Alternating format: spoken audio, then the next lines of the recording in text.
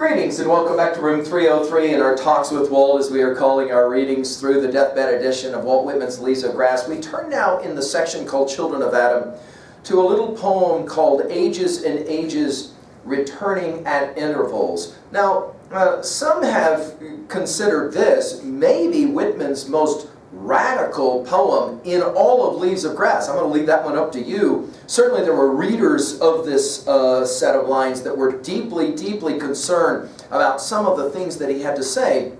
Now our assumptions are that you've been following us at LearnStrong.net, down that left-hand side, Talks with Walt, watching and along with us through our playlist, starting with the very original poems of Inscriptions all the way up and including Out of the Rolling Ocean, the Crowd, our last poem. Now, for a little bit of background information here, when we go to our Nortons, we're told the following about this one. In 1860, number 12 this was of the Children of Adam original group, the poem remained unchanged through later editions except for, and this is huge, we're going to come back to it, the capitalizing of the word sex in 1867, at which time it assumed the present title as well. Now, as we've been doing in other lectures about earlier poems, we have a tendency when we're in the Children of Adam section to go back into the Song of Myself and to begin to try and hear echoes. For example, do you remember when we were reading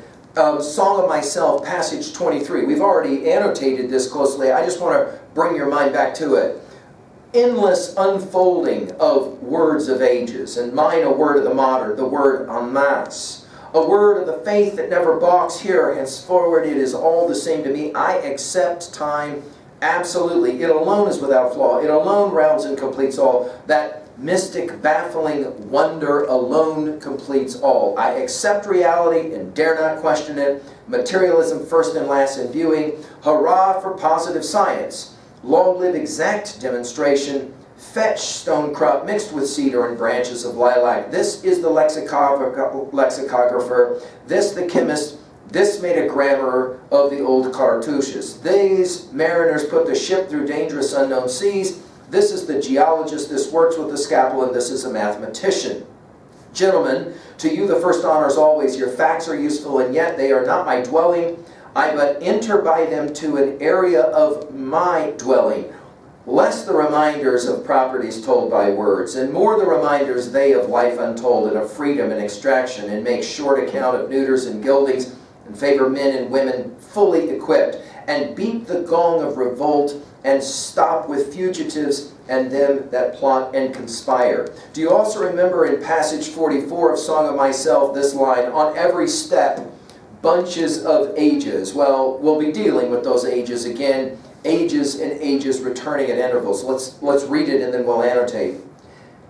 Ages and ages returning at intervals, undestroyed, wandering, immortal, lusty, phallic, with the potent original loins perfectly sweet. I, chanter of Adamic songs, through the new garden, the west, the great cities calling, deliriant, thus prelude what is generated, offering myself, bathing my songs in sex, offspring of my loins.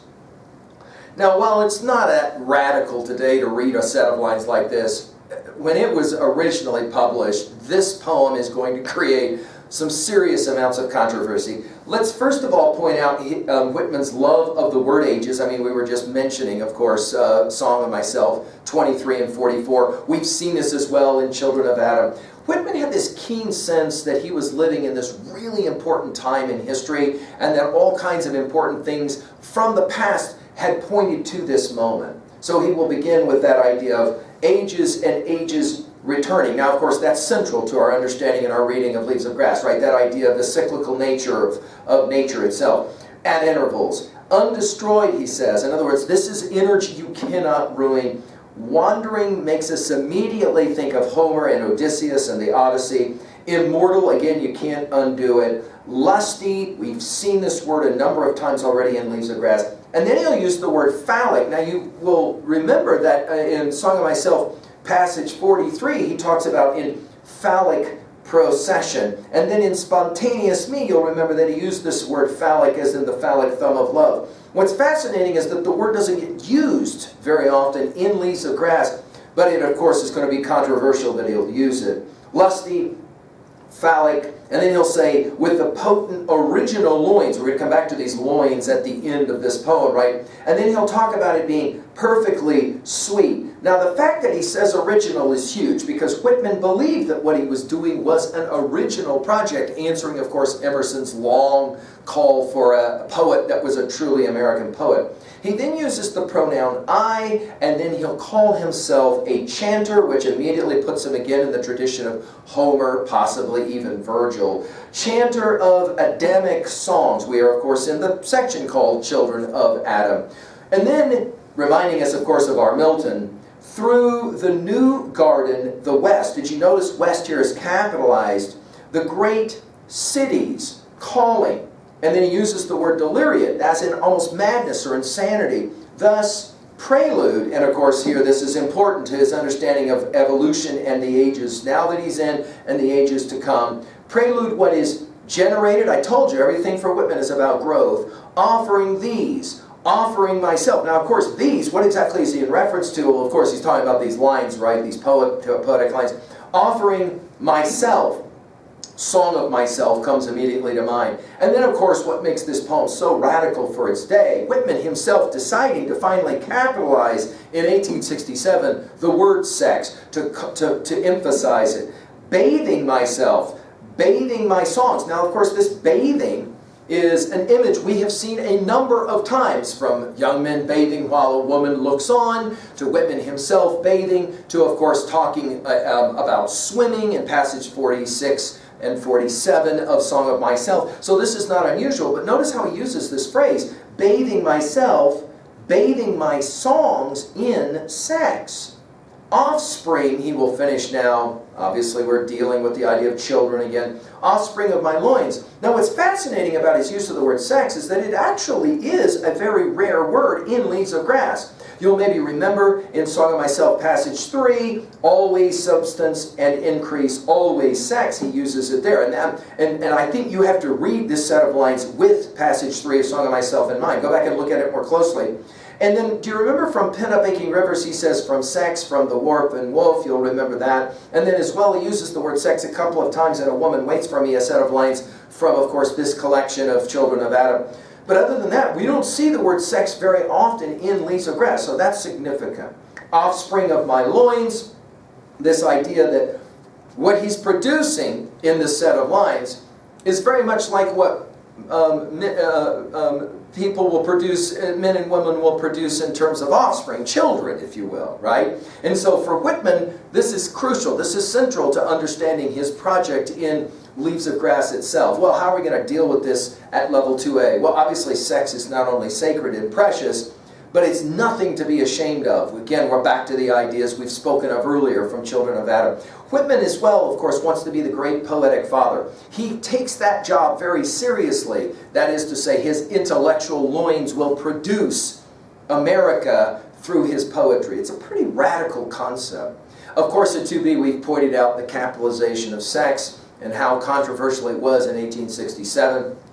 At 3A, well, obviously we said that Whitman is kind of the new chanter, right? That is to say, he's seeking almost to supplant Homer, who he obviously loved. And as well, of course, our Milton in Paradise Lost. In several lectures prior, we even read the final lines of Paradise Lost because they influenced Whitman so much. Finally, let's ask this question at 3B. How do we own a text like this? How about this one? What texts? This will sound strange at first when I ask it, but stay with me. What texts have produced you? That is to say, you are somehow an offspring of certain texts. What is that for you? And to that degree, who are you, ontologically, intellectually speaking, through the poetry that you're working with? Whitman would argue, if you're an American, you're a product of the set of lines that you just read and all of these lines in Leaves of Grass. The other question is one, notice we said West was capitalized here, and his optimism of the West is the new garden. Do you think that the West is still the new garden? Or for you, is that a somewhat fallen state or diminished kind of situation? For Whitman, he loved the idea that he was writing to the new Adam and to the new Eve, and of course to you by extension. Thank you.